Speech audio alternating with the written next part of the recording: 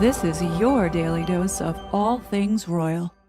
Whatever our differences, whatever disagreements we may have, we stand united in our commitment to uphold democracy.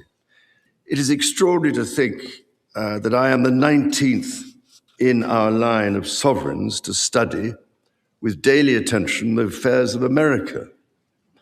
So I come here today with the highest respect for the United States Congress, this citadel of democracy created to represent the voice of all American people to advance sacred rights and freedoms. We stand united in our commitment to uphold democracy. When Benjamin Franklin exited the Constitutional Convention, he was asked by a woman, "Sir, what have you given us?" His immediate response was, "A republic, ma'am, if you can keep it." Yet most Americans today have been persuaded that our nation's governmental system is a democracy and not a republic. The difference between these two is essential in understanding Americanism and the American system.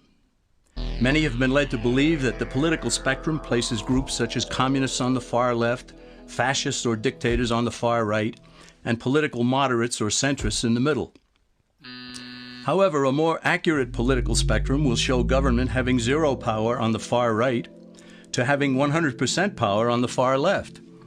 At the extreme right, there is no government. The extreme left features total government under such labels as communism, socialism, Nazism, fascism, princes, potentates, dictators, kings, any form of total government. Those who claim that Nazis and fascists are right-wing never define their terms. This amounts to spreading confusion. Toward the middle of the political spectrum can be found the type of government limited to its proper role of protecting the rights of the people. That's where the Constitution of the United States is.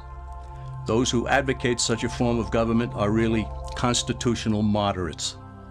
Our founding fathers agreed and held that some amount of government is a necessary force in any civilized, orderly society. The word democracy comes from two Greek words, demos, meaning people, and kratein, meaning to rule. Democracy, therefore, means the rule of the people, majority rule. This, of course, sounds good, but suppose the majority decides to take away one's home, or business, or children. Obviously, there has to be a limit. The flaw in democracy is that the majority isn't restrained. If more than half the people can be persuaded to want something in a democracy, they rule. What about republic? Well, that comes from the Latin, res meaning thing, and publica meaning public. It means the public thing, the law. A true republic is one where the government is limited by law, leaving the people alone. America's founders had a clean slate to write on. They could have set up an oligarchy. In fact, there were some who wanted George Washington to be their king. But the founding fathers knew history, and they chose to give us the rule of law in a republic, not the rule of a majority in a democracy. Many Americans would be surprised to learn that the word democracy does not appear in the Declaration of Independence or the U.S. Constitution, nor does it appear in any of the constitutions of the 50 states. The founders did everything they could to keep us from having a democracy. James Madison, rightly known as the father of the Constitution, wrote in essay number 10 of the Federalist Papers, "Democracies have ever been spectacles of turbulence and contention, have ever been found incompatible with personal security or the rights of property, and have in general been as short in their lives as they have been violent in their deaths." Alexander Hamilton agreed, and he stated, "We are a republican government. Real liberty is never found in despotism or in the extremes of democracy." Samuel Adams, a signer of the Declaration of Independence, stated, "Democracy never lasts long. It soon wastes, exhausts, and murders itself." The founders had good reason to look upon democracy with contempt because they knew that the democracies in the early Greek city-states produced some of the wildest excesses of government imaginable. In every case, they ended up with mob rule, then anarchy, and finally tyranny under an oligarchy. The essence of freedom is the proper limitation of government. When government power grows, people freedom recedes. Thus, democracy itself is not a stable form of government. Instead, it is the gradual transition from limited government to the unlimited rule of an oligarchy. Knowing this, we as Americans are ultimately left with only two choices. We can keep our republic, as Franklin put it, or we will inevitably end up with an oligarchy, a tyranny of the elite. Entire post-war period has been one where essentially we've been the brawn to the alleged brains of the British Empire, or what many people today more commonly see as the globalists. And the Middle East has been a critical choke point. Obviously, the British figured this out, at the beginning of the 20th century when oil became an important commodity. And you can see the entire British establishment pivoting to how are we going to control this vital region. And, there's a huge, long history to that, which most people may know some headlines. They know the Sykes-Picot Treaty is what divided up the area after World War I, after the breakup of the Ottoman Empire. And if you look at the way it was broken up, consciously to keep the entire region in conflict, so that you could never have what the British imperial system and the globalists fear the most: stable, sovereign nations. If you want to get your metric in the world straight right off the bat, it's an imperial globalist supranational operation versus sovereign, stable, economically prospering nations. And the way the empire has always operated, they call it the great game, or it's called geopolitics, is just make sure you don't have those strong, stable, peaceful, economically developing nations, or for that matter, nations based on nationalism.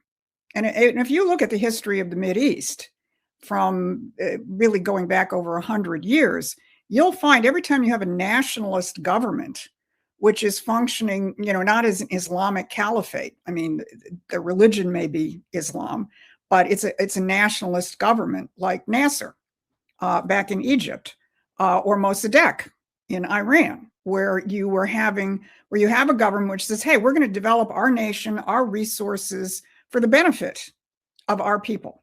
And from the standpoint of the empire, that's a no-no.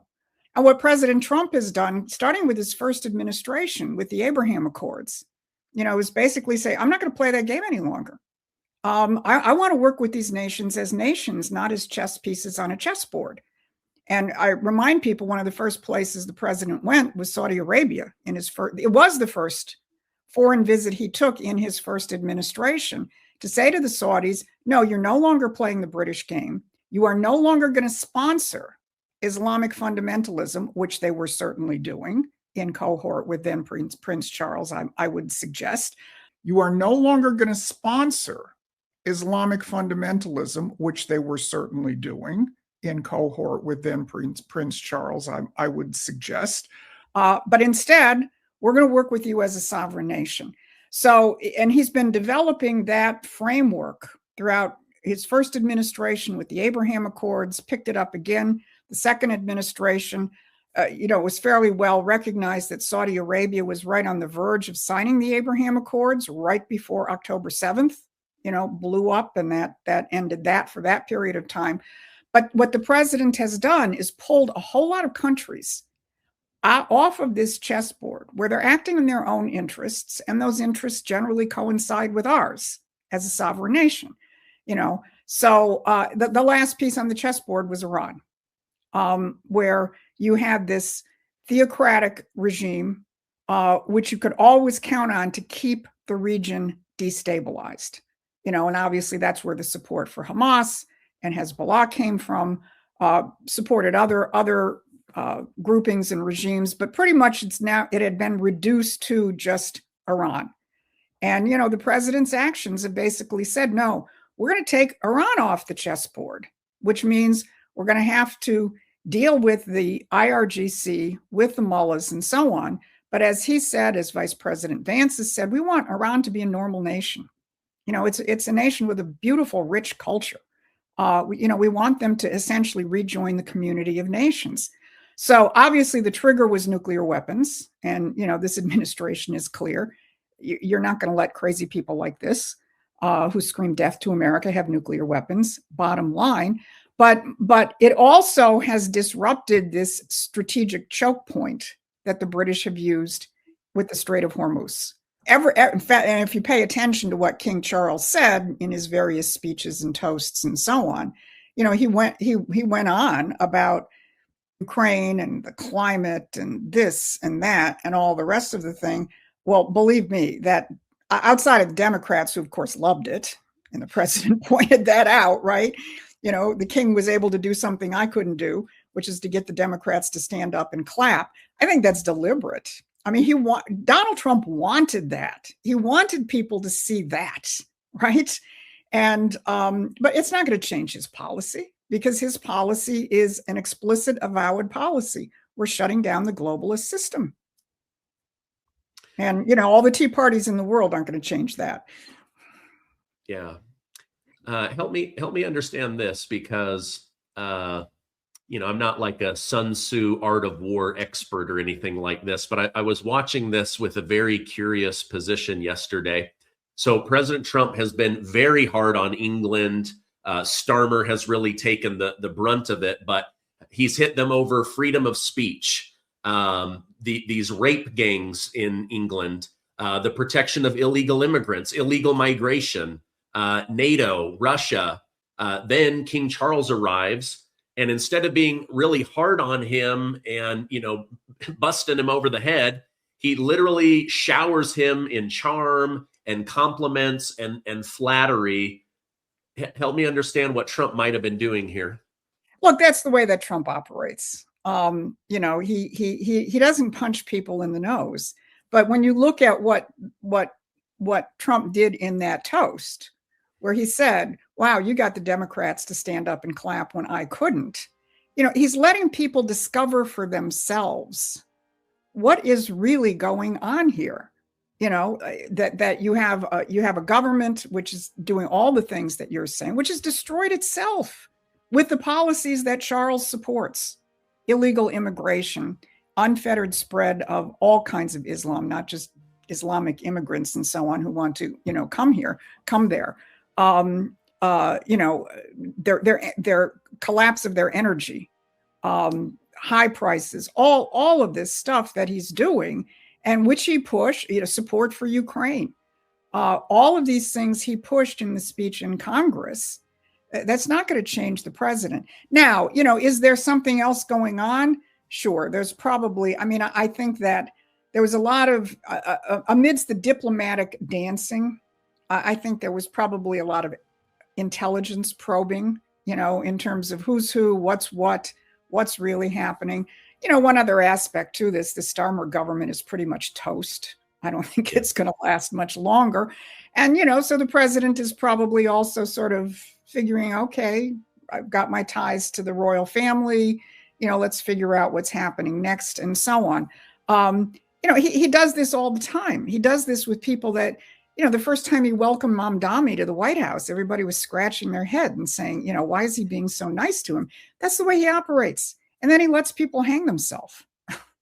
It was such a fraud.